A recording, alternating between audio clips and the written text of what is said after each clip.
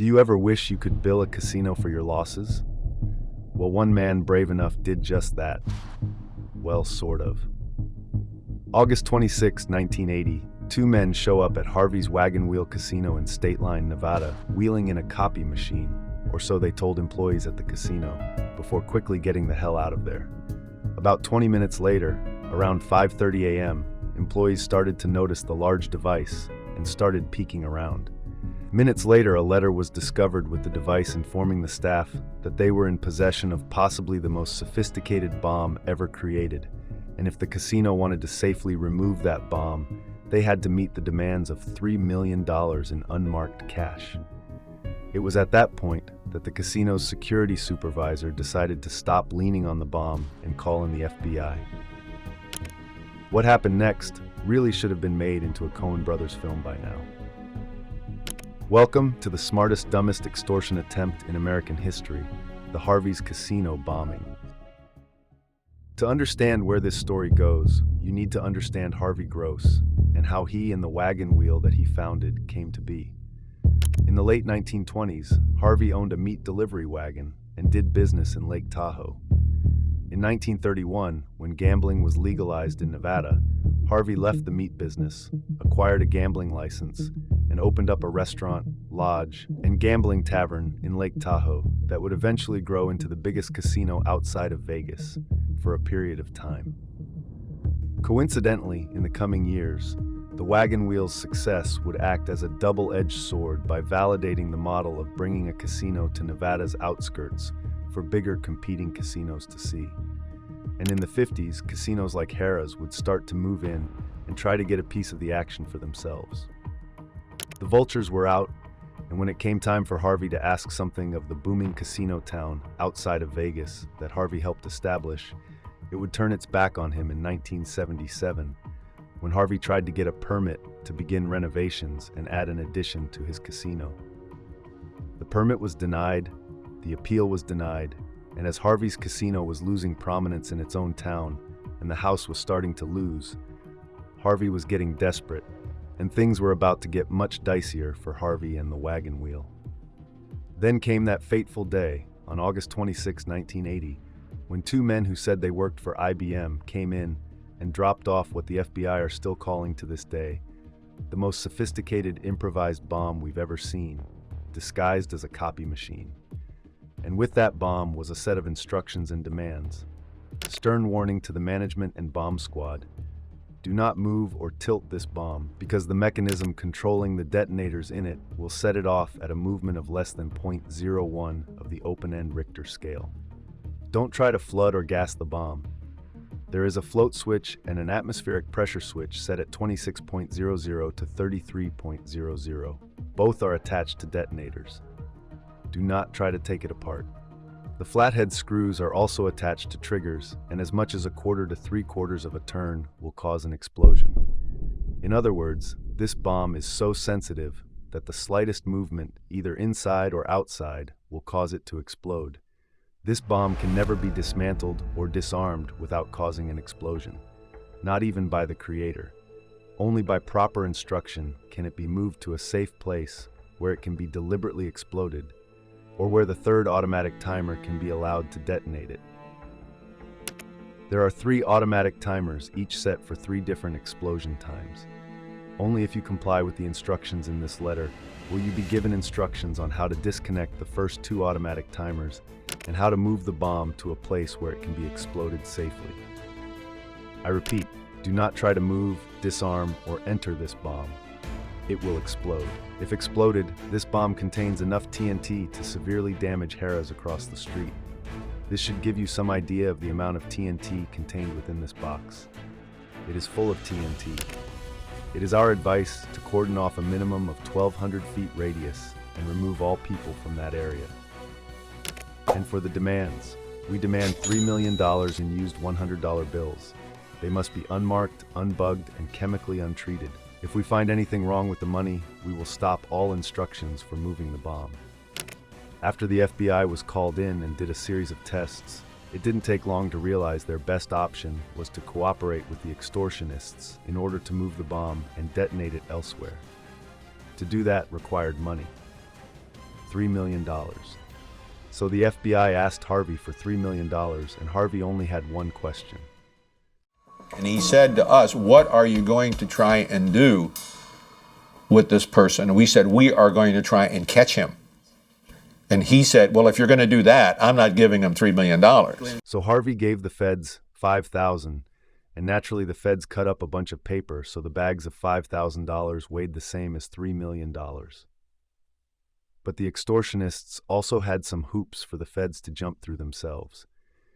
The helicopter has to be filled up with gas. Do not come armed with any weapon. Do not bring a shotgun rider. All radio channels will be monitored. You are to have no communication with anyone after you reach the airport. Do not try to be a hero. Arlington is full of them, and they can't even smell the flowers. Follow the orders strictly. You will make 5 stops, none of which will be at an airfield. You will have ample lighting for landing. All sites are fairly level. One has about 2 degrees pitch. There will be a clearance of more than 200 feet radius. We don't want any trouble, but we won't run away if you bring it. Happy landing. Once the helicopter pilot reached the airport, he then waited. At 12:10 a.m. at the nearby payphone, the call came in, and the pilot was instructed to reach under the payphone for a note with instructions. Those instructions were to fly west along Highway 50 at an altitude of 500 feet, and at some point the pilot would see strobe lights where he should land. Now, not only was flying this low tough to do in this mountainous region at night, but to make matters worse, the extortionists and pilot, after hours of flying, never found each other. Apparently the pilot misinterpreted the directions and was slightly off track. But the extortionists didn't do themselves any favors either. To start, 2 men were dropped off with a strobe light that was going to be used for the helicopter pilot to spot them, but they forgot to bring the motorcycle battery to power it. Seriously. So they tried to steal one from a nearby homeowner. Next thing they know, there's a shotgun going off in the area, so they moved on to Plan B, got to a store, and purchased a battery. Then once that ordeal was finally settled, one of their accomplices got into a car accident while she was moving to her position and had to be taken to a hospital. It would eventually come out that the feds had men on the ground close by. Meanwhile, the extortionists' plan was to get the pilot to land, get out of the helicopter, and walk to pick up the next set of directions. At the same time, with the helicopter still running, 2 of the extortionists were then supposed to steal the helicopter and drop the money to the accomplices on the ground who got into the car accident. The accident forced the extortionists to head to the hospital. Once there, the extortionists saw on the news that Harvey's casino was asking the extortionists to make contact and clarify the instructions for a second attempt. The extortionists would then make a series of vague contacts to the Douglas County Sheriff's Department and leave messages like, "Flip switch number 5 on the gray box." At that point, the casino and law enforcement had a decision to make. Do we gamble on this information and risk the city's $750,000 bomb-related robot on this supposed tip? In the end, they decided it was too much of a risk. Patience was wearing thin. The casino and others near it had been closed for almost 40 hours straight now, although that didn't stop neighboring casinos from offering odds on when the bomb would go off. Law enforcement and the casino had to try something, and try something they did. They had figured out that we could detonate this linear shape charge in 0.5 milliseconds. It would travel, through that top box, cut it completely off, and sever all the circuitry before electricity could travel from a source to a detonator. It was so crazy, it just might work. So authorities placed the charges and crossed their fingers like so many before them that stepped into a casino. And the result?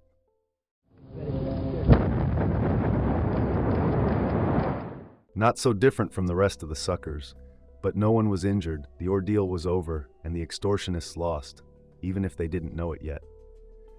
Somehow, allegedly, the extortionists were the last to know the bomb went off, and actually called the Douglas County Sheriff's Department one more time and said, "If you still want the exchange, I'll call back in 1 hour," then hung up.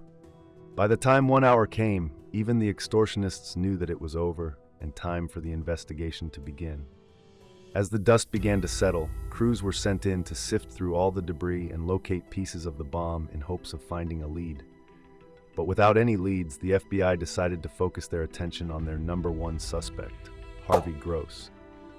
Yep, the same Harvey Gross that just had his casino and resort partially blown up. Remember earlier when he tried twice unsuccessfully to get a permit to expand his casino? Well, 1 week after the bombing, his permit was approved, and now the renovations could be financed with the insurance money, which the feds saw as motive, and with no other leads or suspects, they started to turn up the heat on Harvey. They searched his home, interrogated him for hours, and even had him take a polygraph test. But in the end, they found nothing.